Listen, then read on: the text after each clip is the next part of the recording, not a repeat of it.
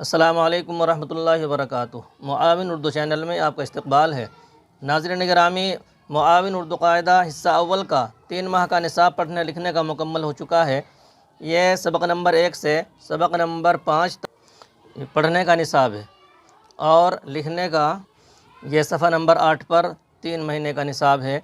इनको दिनों के एतबार से भी लिखवा सकते हैं। जब हमारी लाइन एक एक करके पूरी हो जाए तो फिर इनको बच्चों को तरगीब दें कि रोज़ाना एक लाइन की मश्क कर लें। इसके साथ साथ मुफरदात की भी एक एक हरफ की मश्क चलती रहेगी।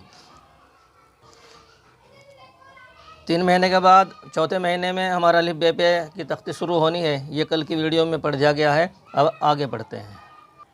यह सबक नंबर 7 है।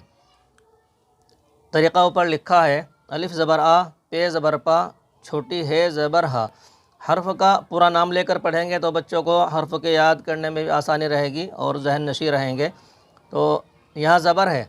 अलिफ ज़बर आ, बे ज़बर बा, पे ज़बर पा। ये तमाम हर्फ़ ज़बर के साथ है। ये ज़बर की तख्ती कहलाती है।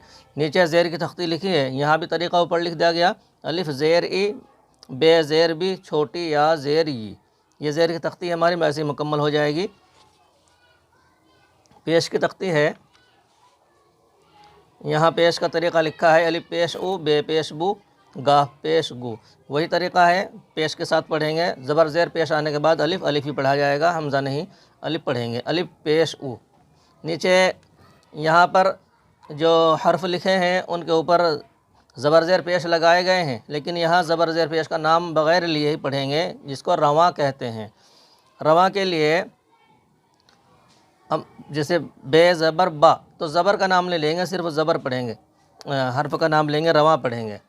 बा, दो, टा, जी, जीम ज़ेर जी है, ज़ेर का नाम ले लेंगे, सिर्फ हिज्जे नहीं पढ़ेंगे तो रवां पढ़ेंगे। जी, डी, ओ, सा, ये रवां रवां पढ़ेंगे ताकि आइंदा सबक में हर्फ़ों के रवां पढ़ने के मिला कर के रवां पढ़ना है तो यहाँ तरगीब के तौर पर यहाँ एक एक हर्फ़ को रवां पढ़ना सिखाया गया है ताकि आगे 2-2, 3-3 हर्फ़ों को मिलाकर रवां बच्चा आराम से आसानी से पढ़ सके। आगे चलते हैं। यह अलिफ़ के साथ में यहाँ दूसरे हर्फ़ को मिलाया गया है। सबक नंबर 11। अलिफ बे ज़बर अब, अलिफ बे ज़ेर इब, अलिफ बे पेश उब। ये हिजे हुआ और रवां इसका होगा अब, इब, उब, अब, इब, उब। इसको पहले हिजे पढ़ाएंगे और फिर इसके रवां पढ़ा देंगे। सबक नंबर 12 में भी यही चीज़ है। अलिफ रे ज़बर अर, अलिफ रे ज़ेर इर, अलिफ रे पेश उर, अर, इर, उर।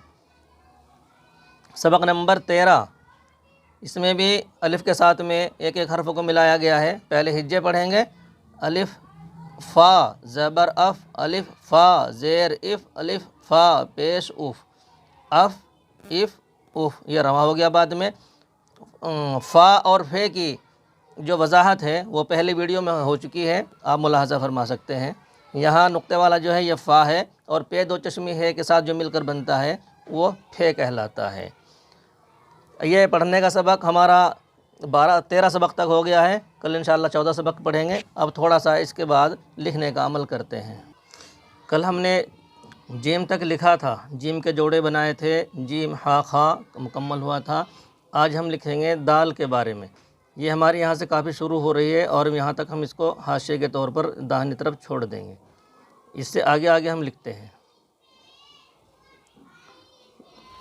ये आप देख रहे हैं ऊपर लाल लाइन है और नीचे भी लाल लाइन है, बीच में 2 काली लाइनें हैं। तो लाल लाइन ऊपर है और नीचे भी है। उर्दू का मतलब है कि नीचे की लाइन पे लिखा जाता है। तो हम यहाँ कल हमने जीम लिखा था ऊपर की लाइन से, लेकिन आज हम लिखेंगे दाल। दाल हर्फ जो है वो छोटा होता है और गोलाई में बनता है। तो हम पहली लाइन छोड़ के लाल वाली के नीचे जो दूसरी लाइन होती है काली, उससे हम दाल शुरू करेंगे। ऊपर से गोलाई के साथ बनाएंगे और नीचे लाइन पर लाल वाली लाइन पर ला कर के छोड़ देंगे और थोड़ा सा झटक के नोक बनाएंगे। दाल को ऊपर से दूसरी लाइन से शुरू किया है और गोलाई के साथ लाए हैं और लाल लाइन पर ला के हमने ऊपर झटक दिया है। ये हमारी दाल बन जाएगी। ऊपर बच्चों को ऊपर की लाइन से ही बनवाना है। लाइन का फ़ायदा यही है कि बच्चों को बतलाने में सिखलाने में सहूलत होती है, मुफरद हरफ़ों को मदद मिलती है सीखने में। तो ऊपर की लाइन से यानी दूसरी लाइन से हमने गोलाई शुरू की है और नीचे की लाइन पे लाके दाल को रखा है और झटक के इसकी नोक बनाई है। यहाँ जब इसको मोड़ते हैं तो हाथ को थोड़ा ऊपर को उठा के लिखते हैं ताकि इसकी नोक आगे सही बन जावे और यहाँ थोड़ी सी मोटाई आ जावे। अच्छा, हम इसको दाल को दाल दाल ही बनाते हैं तो छोटा हर्फ है। इसके साथ में इसके ही ख़ानदान के करीब का कुनबे का ये रे है, रे को इसके साथ ही हम लिख लेते हैं। रे से जे, बड़ी जे, अड़े सब बन जाती हैं और दाल से डाल, जाल वगैरह ये बन जाते हैं। तो हम इन दोनों हर्फों को एक साथ ही लिखते हैं। ये हम थोड़ा रे को तिरछा बनाएंगे और लाइन के करीब लाकर ऐसे झटक देंगे। लाइन से नीचे नहीं जाना चाहिए और लाइन से ऊपर इसको नहीं मोड़ना चाहिए। लाइन के करीब लाकर ही हम इसको मोड़ेंगे लाइन पर। ये दाल की और रे की शक्ल सही बन जाएगी। बीच में थोड़ा सा फसल छोड़ते हैं। इसके बाद में फिर आगे बनाते हैं दाल। गोले के साथ लाएंगे और लाइन के करीब ला करके इसको झटक देंगे यानी मोड़ देंगे। इससे मिला हुआ ही हम रे बनाएंगे। ये हमारे रे, दाल और रे हो गए हैं। थोड़ा सा फसल देंगे और फिर लिखेंगे दाल। रे इसके पास ही बना देंगे। रे का जो ऊपर का हिस्सा है ये थोड़ा तिरछा बनेगा और नीचे लाइन के करीब आकर ये मुड़ जाएगा, नोक बारीक बनेगी। नोक तभी बारीक बन सकती है जब हम इसको मोड़ते वक्त थोड़ा सा ऊपर उठाकर झटक देंगे इसको। अगर हम इसको नहीं उठाएंगे, नहीं झटकेंगे तो ये इसकी शक्ल बराबर रह जाएगी। ये आप ऐसे देख सकते हैं, ये ऐसा बन जाएगा, फिर ऐसे बन जाएगा। तो बारीक नोक का मतलब है कि इसको उठा करके थोड़ा झटकना है।